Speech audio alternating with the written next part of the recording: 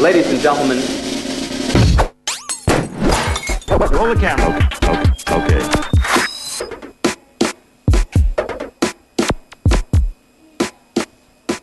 Kia ora, welcome to Urenui Live News. I'm Zara. And I am Billy Ann. In today's stories, a new crime wave is sweeping the country in the form of woolen graffiti. Scientists have invented an invisibility cloak. We have helped them find it and the latest in weather around the country. But first, a story that will turn your world upside down. If you think the world is getting more and more topsy-turvy, it turns out you're right. Builders in Germany have built an upside-down house, and before you think they might have read the plans upside down, they did it on purpose. Awaki Abdul has built a tourist attraction as well as being comment on the state of the world. The house is 23 feet tall and rests on its roof, and its steel beams in the attic inside the house.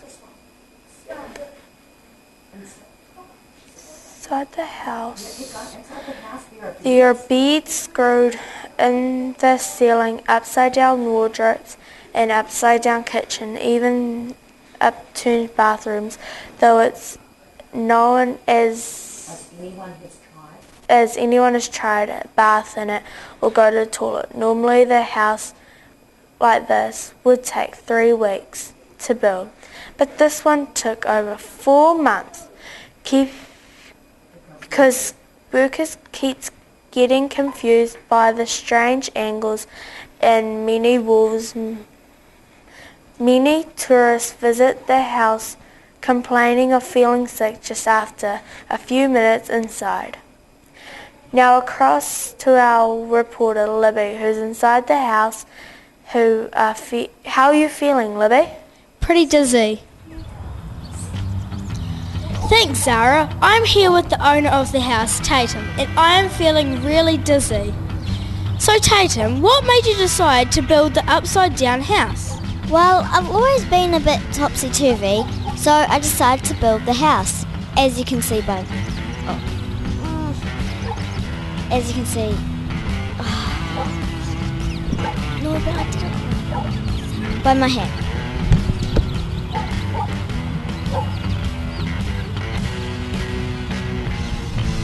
I think I might just keep it the right side up.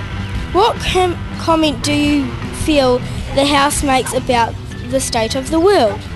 The world is such a different place, so I decided to make it even more different. Different. What are some of the challenges of living in a house where everything's upside down?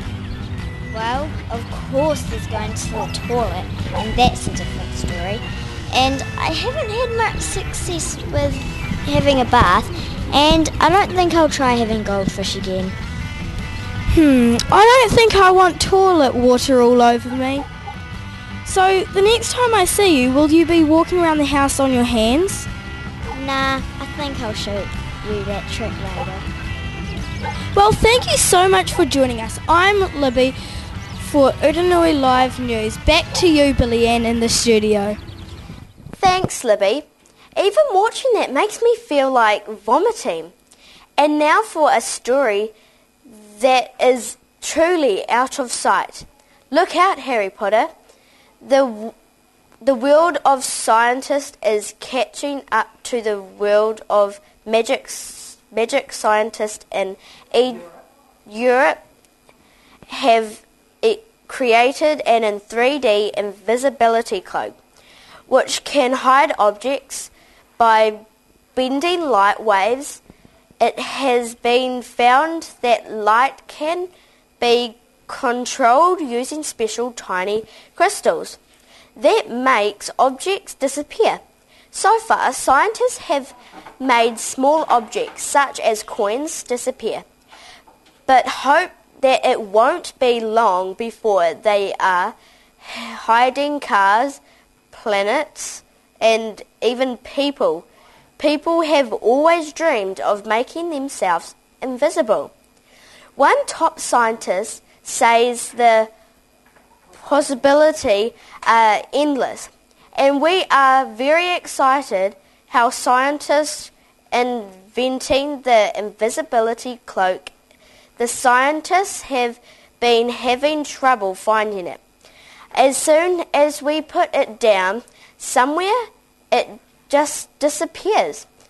The inventor of the cloak said it appears they are having trouble finding other things to look their lunch, but they think maybe underneath the cloak. What will this invention actually be used for? Hoping to see through the reasons behind the invisibility cloak. Here is our on the spot reporter Terry with more on the story. Hello, I'm Terry, and with me is Molly, one of the scientists behind the invisibility cloak. Hi Molly, and thanks for joining us today. What made you want to invent an invisibility cloak? Well, people have always dreamed to be invisible, and that is why I created this invisible coat. Can you show me how the invisibility cloak works?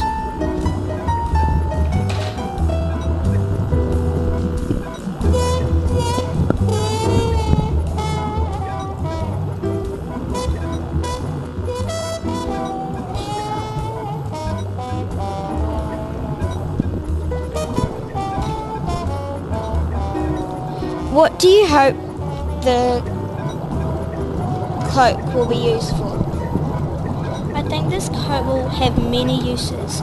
I know for me, I would use it in many situations such as when Mum tells me to go to bed, do the dishes, vacuum and cleaning. What price would you put onto this wonderful invention? I wouldn't really sell it, but if I did, I'd sell it for about over $1 million. Well, that makes things very clear. Thanks for joining us. Back to you in the studio, Billy Ann and Zara. Thanks, Terry. And now how this is an interesting yarn. A new wave of graffiti crime is covering countries thanks to the underground gang known as the Midnight Knitters. The wool waving is criminals are covering trees, branches and lamp posts with small jerseys and scarves under the cover of the night.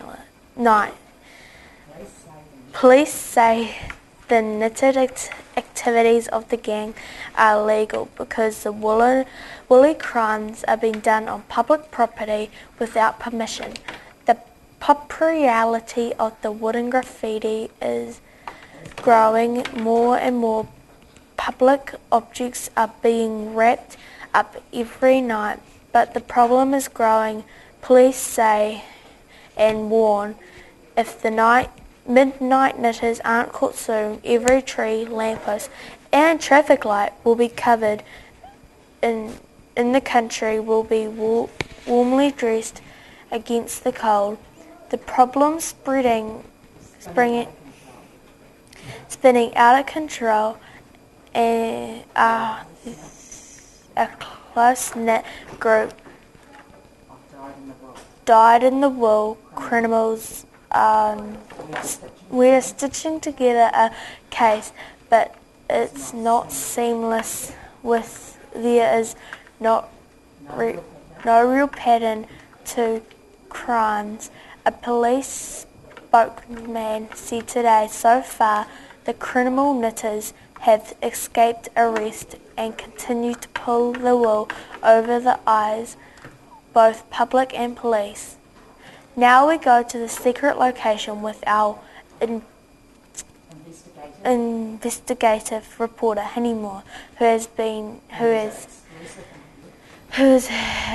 an exclusive interview with one of the Midnight Knitters gang. Thanks, Zara. I'm Henlo, and joining me in a top secret location is a member of Midnight Knitters gang. Hello, Thomas, and thanks for joining us. What led you into the dark underworld of knitography? I just love knitting. When I go home every day, I knit. Do you see yourself as a criminal? No, Why not? because it's a great hobby. Apart from trees, lamp posts and traffic lights, what else would you like to graffiti with your ruler? On the post of the skate park, maybe a kiwi too. A tree will be good in a school. Thanks for your time, Thomas of the Midnight Knitters gang. We now go over to Katie with the weather update. Thank you, Henny Moore, and good evening, New Zealand. Let's have a look at tomorrow's weather. Starting in the far north in Kataia, look out for some pretty flash flooding and big raindrops as big as your head. If you're going outside, wear a hat. Moving down to Auckland, there will be a fair mix of conditions and unfair conditions, but those are the conditions and you'll just have to accept them. There will be no weather for the Bay of Plenty. It's taking a short holiday, but is expected to be back for the weekend. In Napier and Hastings, the weather will sometimes be changeable and sometimes not. We really have no idea what will happen there. In the Taranaki region, a mild depression brings with a very dull day with no highlights at all. It will be an overcast and gloomy all morning. But cheer up, things should be up by the evening, so don't worry, everything will be fine. Wellington, another capital day, there will be no wind at all. The day conditions will be so pleasant, they'll actually be extreme. In the top of the South Island, Kakura can expect to have a good day, meeting friends for lunch, going for a swim, and reading the newspapers. But try to stay indoors. The weather will be just terrible. A real mix for Christchurch, with some unreasonable rainfall, some sensible wind, some moderate thunderstorms, and some very angry snow. And in the lower south, Dunedin will have a frosty, cold, unfriendly until late morning, when the sun will pop over for a visit. Everybody likes the sun. That's all from me. Remember, if it's raining outside, that's your weather for you. Good night, New Zealand. Now it's back to the news desk with Zara and Billy Ann.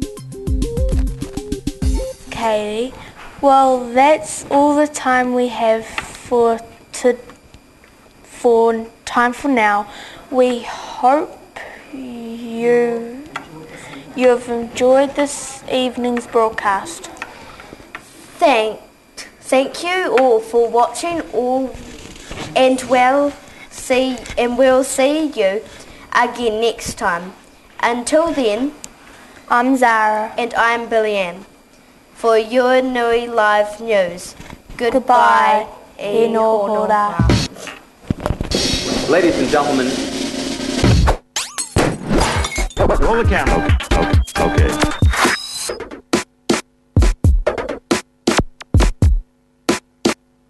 Good evening, ladies and gentlemen. Tonight we are featuring an interview with a very peculiar-looking gentleman. Scene 1, take 1.